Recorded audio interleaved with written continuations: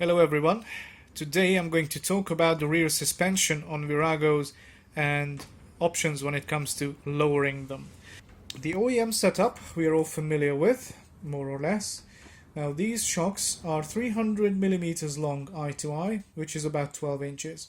And some people are not really keen on this setup because it gives you a big fender gap, and that's not visually appealing. Also, some people like to have a more of a lowrider look to their bikes. Before we delve into the options, we have to discuss what sort of shocks are used on Viragos, what are the dimensions, because obviously you need to be aware of these things if you're after a replacement. Now, like I said, these are 300 millimeters or 12 inches eye to eye. On the 700 and 750 bikes, you have a very similar one with an exposed spring and a small cap at the top, but you don't have this at the bottom. You have instead an exposed cam, little steps and a little spigot hole that you can pop your tool in and turn it to give it more or less preload should you want to. On the 1000 and 1100cc models, that is the version that's used. The cam is hidden behind this little cap, this little shroud, and you have to pop your tool into that round hole, and that's how you adjust your preload. Now, unlike the 700 and 750 bikes, these shocks have a second setting or a second adjustment, which is up here on the top. I hope you can see the numbers. There's a little pointer right there, and there's one. Hello, focus. There's 1, 2, 3, and 4 up here, and with that you can adjust the rebound. If the suspension is a bit too soft and plushy and it oscillates a lot after you go through one of these potholes or when you go through uneven road surface, then you can decrease that or increase the dampening of the rear shock by turning this up a little bit. And the third version that you can come across on big Viragos is the special sort of shocks that was used on the Virago Specials, which is essentially the same thing as this, used on 1100s, and it has a chrome shroud from the top and a chrome shroud from the bottom. It looks like a huge capsule made out of metal, essentially. But again, it has the same features as this. So on 535s, you can come across two different types. The 87 and 88 models had a funky looking, non-adjustable sort of shock, which had no adjustment whatsoever, but since people were complaining that those shocks are way too soft for two-up riding because it bottoms out all the time, Yamaha added a second version of it, which had a preload adjustment at the bottom, but no rebound adjustment. Bear in mind, the 535s were always quite budget sort of cruisers. And the third type that we have to talk about is the 125 and 250 Viragos, which have very basic just preload adjustable shocks, similar looking to the 750 shocks, but they are thinner with thinner springs and whatnot, obviously for a bike that has less of a weight. Now the other thing we have to talk about is mounting, and these shocks on Viragos have 40mm bushes on the top, 40mm bush on the drive hub side, and a 10mm bush on the brake side, and that is the same thing on 1100s, 700s, 400s, 535s. On chain-driven bikes, which are the 125s and the 250s, you have 40mm spigots on the frame and the swing arm all around. So essentially all the eyelets or all the bushes are the same. Now the most common conversion is the Honda Rebel 250 rear suspension or shock set, which is a 270mm or 10.5 inch long pair of shocks. Now those will reduce the fender gap quite a bit, but they will also reduce the rear wheel's travel quite a bit, so you have to keep that in mind. Also, because since the Rebel shock is designed for a different swing arm, you don't need to worry about whether it can carry the weight of a big Virago, because it can.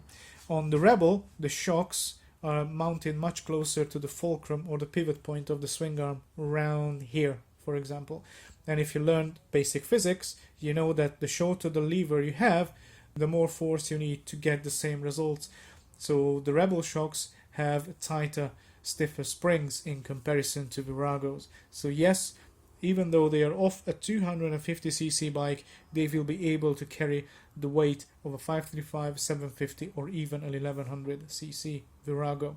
Like I said, the downside is a harsher ride because it has stiffer springs and reduced wheel travel, but it will give you a really lowrider-esque sort of look.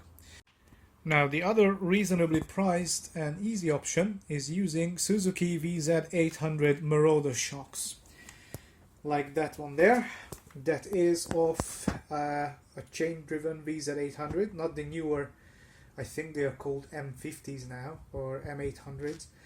So it's of the old chain-driven one, and these shocks are somewhere in between the Rebel 270mm or 10.5 inch and the 300mm 12-inch OEM shocks in every single way, because they give you more ride comfort in comparison to the Rebel shocks, but they give you much less fender gap in comparison to the OEM shocks. So it gives you pretty much the best of both worlds. As you can see, they are also fully shrouded, which means you get a bit more chrome on the bike to keep shiny, but that also keeps the springs and the pistons inside the shocks clean and protected from the elements. The eyelets on these shocks are 14mm all round, so the top and the bottom eyelets are 14mm on both sides, which means it is a straight fit on the drive hub side or on a XV250, for example, but you're going to need one of these reducers or inserts to adapt this shock to the brake side. This is a 10mm on the inside and 14 on the outside, and it's a tiny bit loose, but you get the idea. So yeah, you need one of those. As far as the Rebel shocks are concerned, I can't really tell what to expect, because sometimes when you get them, especially used from bike breakers, sometimes those people forget to put these spacers in the pack, and all you get is just the rubber jobby on both sides, in both eyelets. If you get the rubber only, that is 14mm, so that should be a straight fit. If you get them new, especially from China, that's a different story. Sometimes they come with 4 10mm inserts, so you have to pop them out to make them 14mm. But the other thing with the Chinese ones you have to be aware of is the quality of the rubber inside these eyelets, the rubber bushing. Sometimes they are so soft that they can batter themselves to death in a couple years time. To be honest, I would definitely recommend replacing the Chinese Rebel shocks eyelet bushings with good quality rubber inserts straight away, if you get one of those. Needless to say, there are other options. For example, there are companies like Icon, Hagon, Progressive, Bitubo, for example, that make shock sets for all sorts of bikes. If you know the dimensions, which you do now because I just told you, you can get whatever you like in whatever length you like. There are two things I would avoid if I were you. One is using Harley Davidson shocks, not because they are bad, but because they are more difficult to convert. The bottom, or all of the eyelets on the Harley shocks are 12.7mm, which is half an inch, and it is quite difficult to get an imperial to metric sleeve for the eyelet if you want to reduce it to 10mm. And the other thing is that it's much more difficult to drill the bloody half-inch top eyelet to 14mm if you need to adapt that to your bike.